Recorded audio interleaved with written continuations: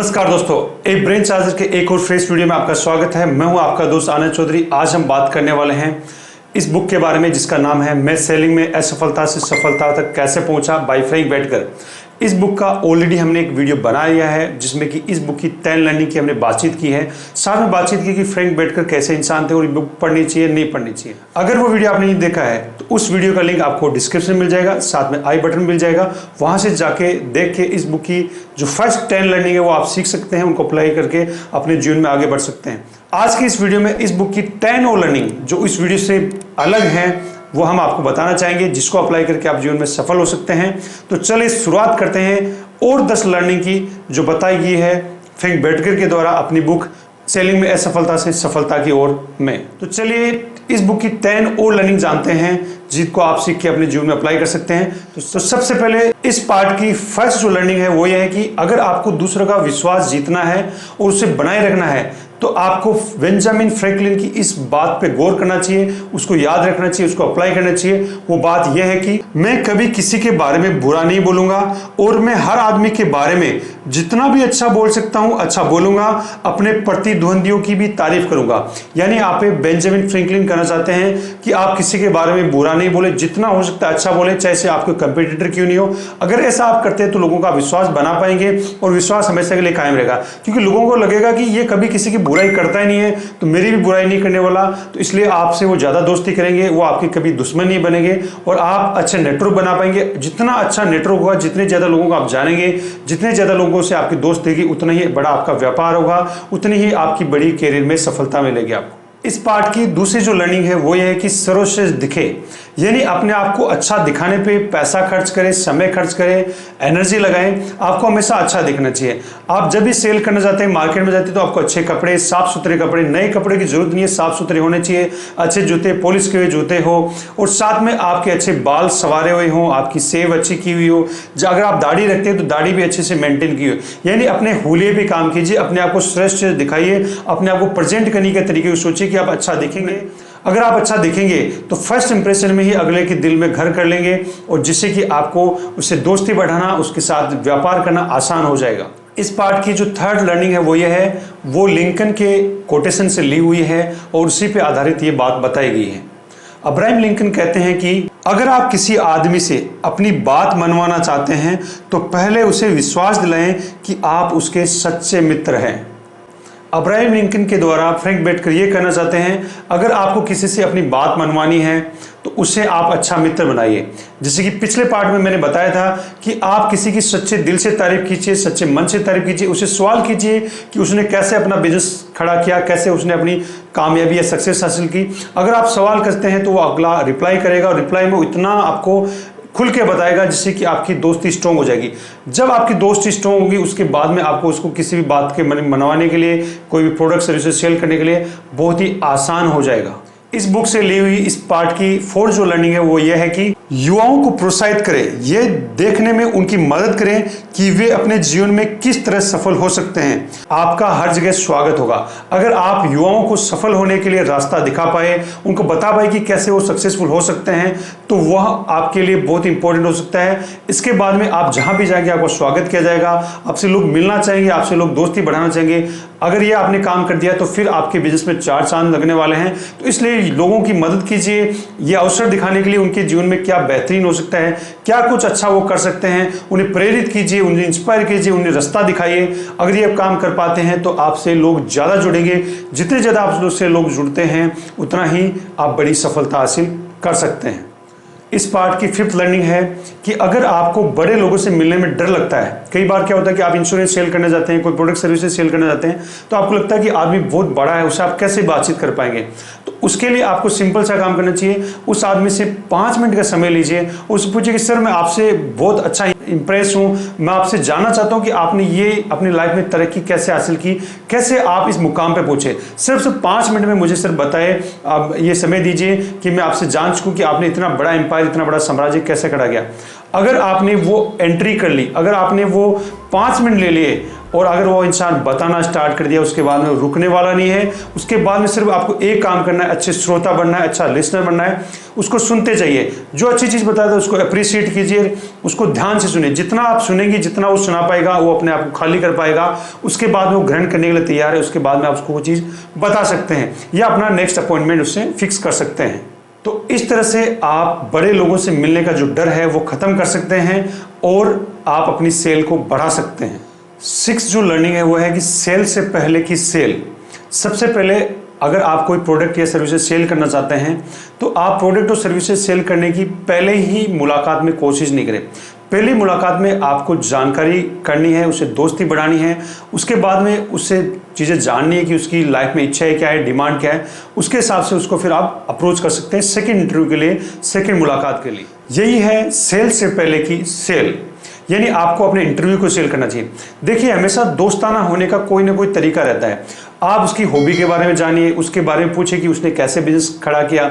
सबसे पहले इसी मुलाकात में आपको उसको जानना है, समझना है।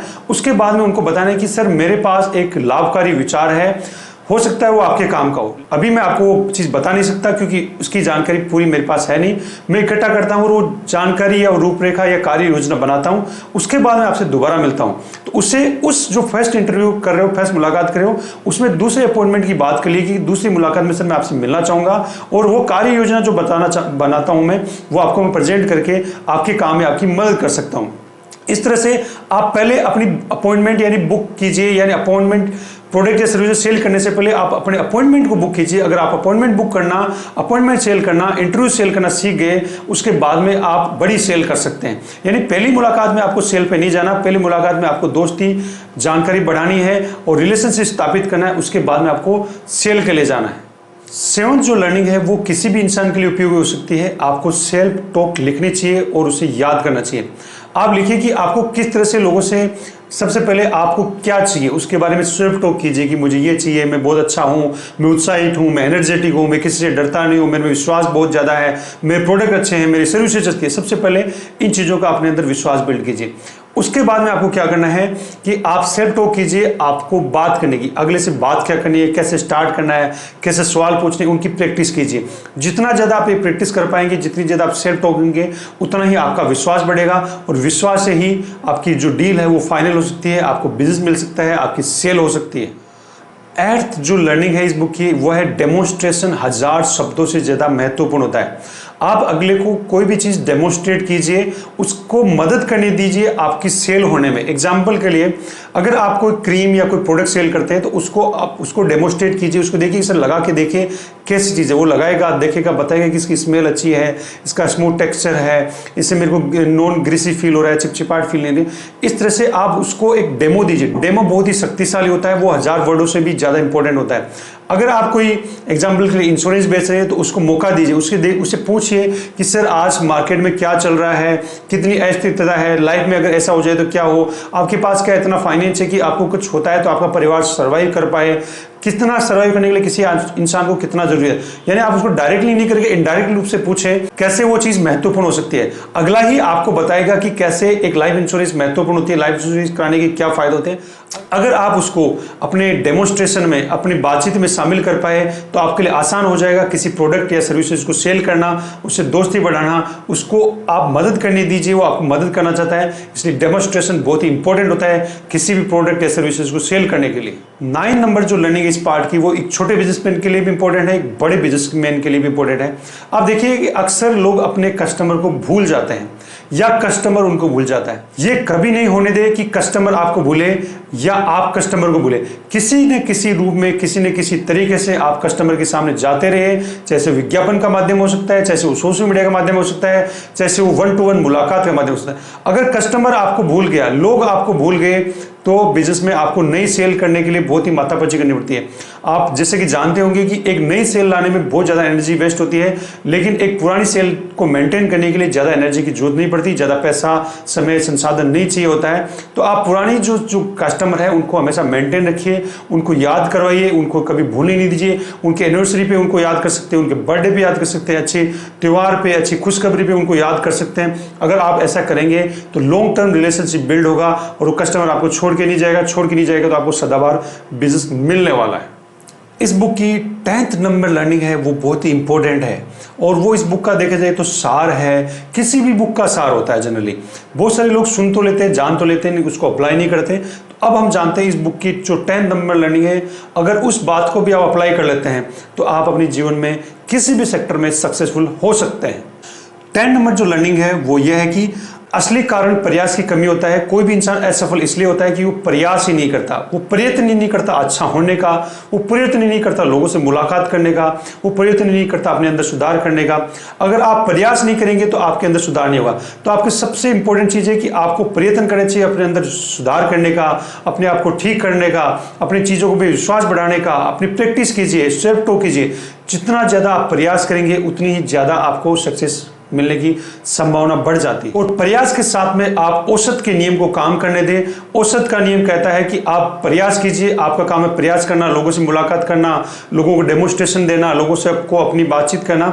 उसके बाद में आप औसत के नियम को काम करने दें। औसत का नियम का मतलब है कि आप 10 लोगों से मुलाकात करेंगे तो उसमें से 3 या 4 लोग आपकी चीज़ में इंटरेस्टेड होंगे। उसमें हो सकता है 1 या 2 लोग आपकी बात को ढंग से सुने और 1 लोग उसमें आपको डील देता है। इन 10 लोगों से आप मुलाकात करेंगे तो उसमें आपको 1 डील मिल रही है, तो आपको सोचना चाहिए कि 10 से मुलाकात करने में 1 डील मिलती है तो आपको 2 डील चाहिए, तो आपको कम से कम 20 लोगों से मुलाकात करनी पड़ेगी। तो ये सिंपल सा फॉर्मूला, ये मैंने भी अपने जीवन में अप्लाई किया है और बहुत बड़ी इसमें सफलता हासिल की है। तो ये बहुत ही इंपॉर्टेंट लर्निंग है अपने जीवन में कि औसत के नियम को काम करने दें और हमेशा अपने आप को अपडेटेड किए, सीखे, जानकारी इकट्ठा और उसमें महारत हासिल करें। जब आप महारत हासिल कर लेते हैं तो आपकी सफलता आपका इंतजार कर रही होती है, उसके बाद में आपको कोई नहीं रोक सकता।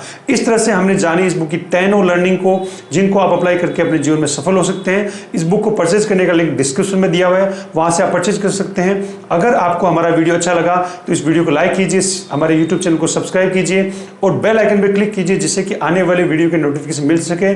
हम ऐसी बेहतरीन बुक्स की जानकारी, सोशल मीडिया की जानकारी और बिजनेस की जानकारी आप तक लेके आते रहेंगे। Thank you so much.